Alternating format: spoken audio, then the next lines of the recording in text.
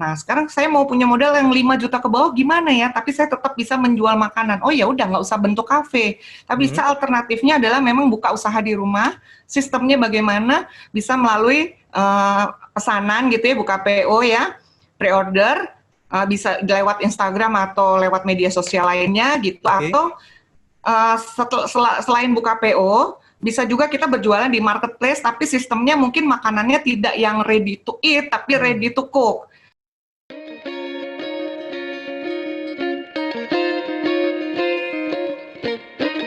Selamat datang kembali warganet di Tagar TV bareng saya Eno Dimejo. Kali ini Tagar TV sudah kedatangan tamu, seorang business consultant, penulis buku-buku wirausaha dan pegiat wirausaha juga, Mbak Wulan Ayodia. Selamat siang Mbak Wulan. Selamat siang Mas. Apa kabar Mbak? Alhamdulillah baik. Ya, siang ini saya ingin berdiskusi dengan Mbak Wulan mengenai pandemi. Ternyata kan melumpuhkan banyak sekali bisnis, usaha, terus kemudian beberapa pegawai juga kena PHK segala macam gitu kan. Nah, saya ingin tanya nih ke Mbak Wulan nih sebagai konsultan wirausaha ya kan, penulis buku wirausaha. Ada nggak sih di masa pandemi ini nih kesempatan untuk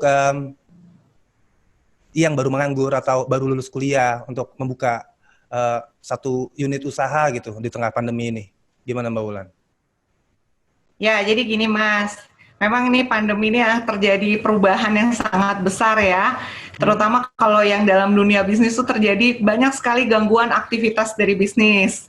Gitu ya, di sini yang terlihat adalah memang yang paling terlihat adalah ketika banyak orang tidak bisa keluar rumah karena terkena aturan tidak boleh keluar rumah, otomatis banyak bisnis yang tidak didatangi oleh pembeli. Dan juga bisnis-bisnis mulai besar, kecil, ada yang bahkan sama sekali tutup, ada yang memang menurun omsetnya dan sebagainya. Dan efeknya otomatis adalah banyak pekerja yang tadinya bekerja dalam sebuah unit bisnis akhirnya jadi banyak menganggur, atau banyak yang juga tadinya memang sudah berwirausaha penghasilannya jadi berkurang gitu ya karena keadaan pandemi ini gitu. Tapi kalau ditanya peluangnya tetap ada, karena di mana ada bisnis-bisnis yang memang turun atau bahkan sama sekali tutup begitu ya, tapi untuk bisnis jenis-jenis bisnis lainnya tetap masih ada peluang yang mungkin timbul karena keadaan ini gitu, keadaan pandemi. Seperti itu. Jadi kalau ditanya peluangnya ada, tetap masih ada. Hanya terjadi perubahan saja. Oke. Kira-kira apa Mbak yang cocok untuk dimulai, unit usaha untuk dimulai di era pandemi ini, kira-kira di bidang apa? Ya, memang ciri khas dari yang kita lihat ya, sama-sama yang kita lihat sama-sama ketika keadaan pandemi dan kemudian keadaan adaptasi kebiasaan baru, banyak orang terus terang kalau dari sisi bisnis itu terlihat bahwa banyak orang agak sedikit mengatur keuangannya gitu ya, terutama karena terjadi penurunan daya beli, akibat juga banyak pendapatan yang menurun tadi atau bahkan tidak ada pendapatan sama sekali. Otomatis memang di saat pandemi ini ada bisnis-bisnis yang masih tetap hidup, tapi ada juga yang memang sudah tidak jalan sama sekali. Tapi kalau ditanya bisnis apa yang memang masih berpeluang di saat pandemi ini, saya melihatnya adalah yang pertama memang bisnis makanan atau kuliner ya. Kita bisa melihat sekarang banyak sekali orang yang tadinya nggak jualan jadi jualan makanan ya. Karena dianggap makanan ini bisa dilakukan juga dari rumah, mudah dilakukan, tinggal belajar sebentar terus menjual di antara teman-teman dulu mungkin, atau kelompok, atau tetangga sekitar. Jadi saya lihat yang berpeluang nomor satu, dan juga mungkin memang kebutuhan banyak orang butuh makan gitu ya, otomatis bisnis kuliner atau boga itu tetap masih bisa punya potensi gitu. Yang pertama. Yang kedua, bisnis yang melayani kebutuhan pokok. Kebutuhan pokok dalam arti apa ya? Memang banyak makanan itu salah satu kebutuhan pokok juga, tapi tidak hanya makanan, tapi mungkin bahan bakunya juga itu sekarang ini juga masih bisa dapat berjalan. Dan selain bahan baku, mungkin juga seperti kayak kebutuhan mungkin kalau disebutkan 9 bahan pokok tadi ya, atau gas, atau mungkin pulsa menjual alat-alat komunikasi yang sekarang berhubungan karena berkaitan dengan banyak orang webinar, belajar di rumah, otomatis alat-alat komunikasi atau alat pembelajaran dari rumah itu jadi sebuah kebutuhan gitu. Jadi produk-produk yang mengarah ke kebutuhan itu tetap masih masih berpeluang. Itu yang kedua. Yang ketiga, bisnis-bisnis yang memang mengarah kepada apa namanya, produk fashion. Hanya saja sekarang fashion mungkin nggak seperti dulu ya. Maksudnya untuk beberapa item memang yang tadinya tidak dibutuhkan jadi kebutuhan saat ini. Misalnya, mohon maaf, mungkin tadinya daster tidak perlu banyak-banyak, sekarang mungkin ibu-ibu ketika di rumah merasakan, wah ini saya butuh pakaian rumah, pakaian tidur, dan sebagainya. Fashion tidak selalu pakaian, tapi juga mungkin kalau dulu butuh tasnya hanya mungkin tas untuk pergi ke kantor atau apa, sekarang tas belanja mungkin akan lebih menarik, atau tas-tas yang besar-besar untuk membawa barang-barang belanja itu mungkin jadi satu kebutuhan baru. Produk fashion tidak hanya baju, tapi mungkin kelengkapan lainnya, mungkin aksesoris dan sebagainya. Dan selanjutnya adalah mungkin yang dua lagi saya tekankan tuh yang masih bisa berjalan, bisnis yang berhubungan dengan kesehatan dan juga edukasi. Gitu. Baik. Jadi ternyata banyak lah ya bisnis usaha yang masih potensinya masih kuat berkembang di era pandemi ini. Nah, Mbak, jika mungkin tadi ada makanan, ada sandang, gitu. Nah, pola penjualan yang lebih efektif, apakah konvensional atau justru online di tengah pandemi ini? Kalau di tengah pandemi ini, di tengah pandemi ya, di tengah pandemi memang online itu sekarang ini jelas lebih mendominasi gitu ya, tapi itu berlaku untuk daerah-daerah yang memang mempunyai sinyal atau apa namanya, bisa berkomunikasi lancar dengan internet. Tapi mungkin untuk daerah-daerah yang memang koneksi internetnya belum terlalu banyak gitu, mungkin tetap aja konvensional masih bisa dilakukan, tapi hanya sistemnya mungkin pesanan saja gitu, tidak membuka langsung, mungkin bisa dibawa ke rumah, buka tapi untuk bisa dibawa di rumah. Tapi kalau memang di daerah yang udah seperti di kota besar gitu ya, udah pastilah bisnis-bisnis yang memang menyediakan layanan dengan pesanan melalui online itu jelas lebih bertumbuh dibanding yang konvensional saja. Itu sih. Oke. Jadi sejatinya konvensional juga masih punya potensi penjualan yang oke, tapi jika didukung dengan online itu akan lebih bagus. Potensinya akan lebih tinggi. Oke, Mbak Wulan, jika saya adalah seorang pegawai yang baru saja dipecat dari kantor, punya modal yang minim 5 juta, katakanlah, kira-kira bisnis apa yang cocok untuk saya buka gitu di era pandemi ini? Ya, tadi kalau berkaitan dengan yang sudah saya sebutkan ya, di pandemi itu kan ada jenis-jenis bisnis yang ada makanan gitu, edukasi atau ke arah kesehatan. Tapi kalau ditanya mau pilih yang mana, sebenarnya saya lebih menyarankan sama teman-teman yang memang mau mulai usaha tuh paling enggak dia sukalah sama satu bidang itu. Misalnya ada yang suka banget masak atau nggak suka masak deh, tapi suka makan aja lah paling tidak. Mungkin arahnya ke kuliner. Tapi yang mungkin memang suka dengan fashion atau produk-produk tertentu atau mengenali sebuah produk itu dengan baik. Misalnya saya seneng banget koleksi tas misalnya, atau saya koleksi apa gitu ya. Mungkin arahnya justru bidang yang dipilih adalah bidang-bidang yang memang dia suka dan dia ketahui itu akan lebih bagus. Nah, berikutnya adalah masalah modal tadi. Ya, tapi sebelum mengarah modal memang kita harus pilih dulu jenis bisnisnya. Nah, bisnis itu saya sarankan adalah yang memang kita tahu dan kita kuasai itu akan lebih bagus. Jadi yang kedua masalah modal. Produk knowledge-nya ya, knowledge kita sudah memahami nih. Betul. Paling tidak kita tahulah bisa menerangkan pada konsumen nanti pas mau jualan gitu ya, dibanding yang blank sama sekali nggak tahu gitu ya. Lebih baik yang memang sudah tahu. Yang kedua modal. Misalnya saya mau buka usaha makanan. Ketika saya pengen buka misalnya contohnya, saya pengen deh kafe walaupun melayani delivery saja, tapi tetap saya pengen bukanya kafe misalnya bentuknya. Kan modalnya bisa jadi bisa lebih dari 50 juta gitu ya dengan buka kafe. Nah, di tengah pandemi ini waduh buka belum tentu laku lagi. Itu sama aja kita kurang memperhitungkan modal. Nah, sekarang saya mau punya modal yang 5 juta ke bawah gimana ya? Tapi saya tetap bisa menjual makanan. Oh ya udah nggak usah bentuk kafe. Tapi bisa alternatifnya adalah memang buka usaha di rumah. Sistemnya bagaimana? Bisa melalui pesanan gitu ya, buka PO ya, pre-order. Bisa lewat Instagram atau lewat media sosial lainnya gitu, atau selain buka PO bisa juga kita berjualan di marketplace, tapi sistemnya mungkin makanannya tidak yang ready to eat tapi ready to cook. Ada tips dan trik untuk pemasaran? Ya memang kalau misalnya masih sendiri atau usaha sendiri ya, otomatis kita meminimalisasi yang pertama harus belajar dulu bagaimana membuat media-media yang bisa kita buat untuk mempromosikan produk kita atau jasa kita. Misalnya nih, kayak seperti saya, kalau saya mau tiba-tiba saya mau buka usaha yang bukan usaha saya, tadi saya kan belum pernah usaha frozen food, tapi saya pengen usaha frozen food, terus saya mau promo. Kalau kita misalnya beriklan di media-media yang sudah cukup lumayan gitu ya, harganya pasti tinggi. Kalau 5 juta kayaknya nggak bisa modalnya. Akhirnya apa yang saya lakukan? Saya belajar dulu bagaimana membuat tulisan yang bagus untuk penjualan. Itu istilahnya copywriting ya.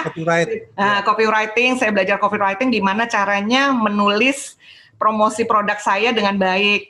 Kalau misalnya mau ikut kursus ada biaya lagi, nggak mau, sekarang YouTube banyak gitu ya, bisa dilihat di YouTube bagaimana membuat copywriting yang bagus untuk sebuah produk. Nah itu baru cara menulis.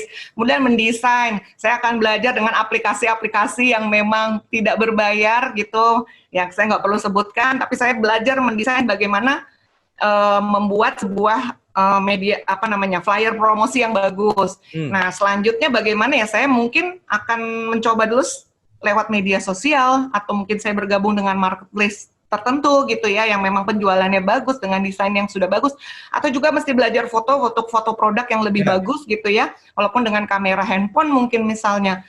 Nah, selanjutnya memang secara organik harus aktif. Ketika tulisan bagus, menarik, lama-lama kita akan punya, kalau di Instagram mungkin akan punya follower. Kalau misalnya dijualan di marketplace itu akan lama-lama banyak orang yang menjadi pelanggan, pelan-pelan akan tahu gitu ya. Tapi memang lebih lambat. Cuma mau nggak mau kalau memang nggak ada modal, daripada nggak jualan sama sekali ya, kita harus mulai dengan diri kita sendiri, mengerahkan daya upaya sekuat kita sendiri dengan cara-cara tadi. Iya, karena bersaing di media sosial dengan hashtag yang sama, produk yang sama. Betul. Tetap sulit jika memang nggak ada ilmunya kan, seperti itu ya. Jadi ternyata skill untuk copywriting tuh ternyata penting ya untuk berpromosi di sosial media ya. Iya, juga belajar marketing di Instagram gitu ya. Itu kan ada trik-trik khusus selain hashtag atau tagar. Tapi kebanyakan sekarang ada jalan pintas bikin yang viral-viral. Tapi tidak selalu harus seperti itu. Mungkin kita bisa gunakan teman kita yang sudah banyak followernya untuk endorse lah, promosi lah produk kita, kirim-kirim lah kemana-mana gitu ya, sedikit-sedikit untuk dibantu promosinya. Itu bisa dilakukan gitu. Atau melakukan Instagram Ads atau Facebook Ads yang AdWords, di mana kita bisa beriklan, hanya kita mesti mengerti bagaimana caranya memarketingkan itu, misalnya segmen yang dijangkau mana, jamnya berapa, itu mesti belajar dulu di media sosial atau akun bisnisnya gitu. Jadi mengetahui pola marketing berbayar di media sosial. Betul. Biar istilahnya nggak boncos karena keluar banyak tapi hasilnya kurang, jadi memang mesti belajar lah. Jadi tepat sasaran, marketingnya tepat, usianya pas, daya belinya pas, seperti itu ya Mbak? Betul. Jadi kadang-kadang ada yang promo misalnya gitu ya, di media sosial promo aja, tapi dia nggak atur gitu loh. Nanti total yang pesen dari luar daerah yang dia nggak bisa jangkau, itu kan udah salah. Terus segmen yang dituju kan kita sudah tahu nih, misalnya market kita mungkin untuk anak muda, taunya dikasih umurnya anak-anak sampai atau orang tua yang dikasih dewasa, akan lebih kurang maksimal gitu. Ketika kita menyasar pada segmen yang tepat, otomatis kan yang melihat iklan kita itu justru yang memang segmen-segmen yang memang kita tuju, mulai dari wilayahnya, usianya, mungkin dari situ. Terus lebih ke ketertarikan kan ada juga ya di situ ya, mau ketertarikannya di mana gitu. Jadi otomatis lebih punya potensi lah, beriklannya nggak terlalu buang uang banyak, tapi lebih pas gitu. Efektif. Iya, lebih efektif. Oke, Mbak, jika saya tanya nih, ada mungkin rekomendasi dari Mbak Wulan, 5 jenis usaha yang sangat mungkin dilakukan dengan modal 5 juta, dan tingkat kesuksesannya, tingkat keberhasilannya, potensi keberhasilannya cukup tinggi. 5 saja. Sebelum saya sebutin 5, tapi kalau dibilang kesuksesannya tinggi, sebenarnya itu kemungkinannya adalah dari diri kita sendiri ya. Nah, jadi kalau bisnisnya sudah bagus, bidangnya sudah bagus, tapi kalau yang menjalankan setengah-setengah juga kemungkinan kesuksesannya ya beda sama yang jalannya benar-benar niatnya dan usahanya pol gitu ibaratnya. Nah, tapi kalau ditanya 5 gitu ya, jelas produk makanan masih punya potensi besar. Yang kedua, produk kebutuhan dalam arti ya mungkin seperti 9 bahan pokok atau hal kecil-kecil sehari-hari lah. Itu memang masih bagus saat ini, karena memang mau nggak mau kita butuh seperti itu. Hanya produk kebutuhan itu tidak selalu sembako, Mas. Gitu ya. Ketika pandemi ini misalnya tadinya tongkat yang apa sih yang untuk pencet-pencet itu bisa jadi kebutuhan sekarang gitu ya.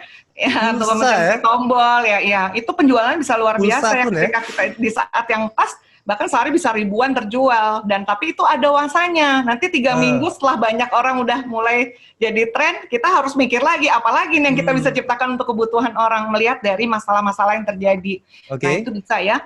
Selanjutnya juga bisnis yang berhubungan dengan edukasi. Edukasi sekarang online nih, bikin seminar online dengan biaya-biaya yang tidak terlalu mahal, belajar-belajar ketampilan kayaknya banyak disuka juga saat ini gitu. Belajar entah banyak ya hal yang kita bisa belajar, tapi mungkin di bidang pendidikannya adalah membuat sebuah pendidikan dengan cara pembelajaran online. Itu berpotensi saat ini. Jadi menawarkan jasa ya? Betul, jasa. Kita punya skill, kita tawarkan untuk berbagi ke masyarakat dan berbayar, seperti itu? Ya, dan saat ini juga produk-produk yang mengarah pada kesehatan, tapi kesehatan tidak selalu obat. Hanya mungkin yang menyerupai kalung-kalung yang bisa bukan menyembuhkan ya, tapi mungkin membuat lebih lega kali ketika kita sedang enak. Tapi memang sekarang ini apapun yang dibilang kesehatan dan mengarah menyiapkan diri kita dari lebih aman daripada pandemi, seperti masker, mungkin mau face shield, penjualan yang macam-macam. Mungkin kalaupun face shield penutup ini yang gimana caranya lebih fashion mungkin itu kayaknya potensinya masih sangat bagus gitu ya, mengarah-arah kesehatan. Dan produk-produk yang tadi udah berapa ya tuh Mas ya? 4. Fashion. Satu lagi fashion udah disebut ya? Sudah. Belum ya? Aksesoris tadi kan, kesehatan. Tapi kan tadi kebutuhan pokok, Oh iya, dan terakhir ya memang fashion itu. Fashion ini masih tetap dibutuhkan, tapi mungkin fashion itu bukan baju aja ya Mas. Seperti alat make up di rumah, ya kacamata lah. Sekarang kalau dilihat yang lebih ke arah-arah situ mungkin masih punya potensi seperti itu. Jika saya tanya ke Mbak Wulan, lebih efektif mana dengan modal uang 5 juta ini, saya memulai usaha sendiri atau dropship? Mbak Wulan kasih saran lebih merujuk kemana untuk saya ngambil usaha itu? Ya, kalau saya kasih saran, saya lebih ke dropship atau reseller. Kenapa? Karena dengan mengetahui dulu kita jadi dropship, kita akan mengetahui pasar. Kita bisa mendapatkan mendapatkan pengetahuan, wawasan bagaimana tentang produk kita, konsumennya bagaimana, cara penjualannya gimana. Dari situ kita belajar dulu. Nah, begitu kita sudah dapat market, kita akan tahu nih mana produk-produk yang fast moving atau yang paling laku. Baru investnya itu di tempat produk-produk yang paling laku aja. Nah, untuk sementara dropship kita bisa sebar dulu kemana-kemana ini ya. Kita kayak uji coba gitu loh. Betul, ini ketika kita tahu pasarnya lebih banyak mana, untungnya lebih banyak yang mana, baru uang ini kita bisa jadi, kita nggak cuma dari dropship atau hanya reseller, justru kita bisa produksi, tapi dengan pelanggan yang sudah kita punya itu, kita punya produknya, jadi untungnya kayaknya lebih besar dan lebih berpotensi. Itu saran saya sih. Oke, terima kasih Mbak Wulan sudah mau berbagi. Semoga menjadi inspirasi untuk teman-teman yang nonton. Mungkin ada pesan-pesan, Mbak? Ya, jadi ini di tengah pandemi ini banyak sekali ya, saya sering ditanya, kira-kira memang seperti ini, kira bisnis yang potensi apa sebenarnya. Kita mesti tajamkan mata dan telinga kita ngelihat kita mau bisnis apa itu sebenarnya paling bagus dengan keadaan ini adalah melihat masalah yang terjadi. Ketika kita lihat masalah yang terjadi apa, kita akan melihat lebih peka kebutuhan apa yang bisa kita penuhi saat ini, baru kita bisa, dan kira-kira kita suka nggak sih sama bisnis itu, nah baru kita merencanakan bisnis itu untuk kita mulai. Saran saya sih itu aja. Oke, sekali lagi terima kasih Mbak Wulan sudah meluangkan waktu ngobrol bersama Tagar TV. Oke, terima kasih juga kepada kalian yang sudah nonton. Terus ikuti konten-konten video di Tagar TV. Terima kasih, selamat siang, sampai jumpa.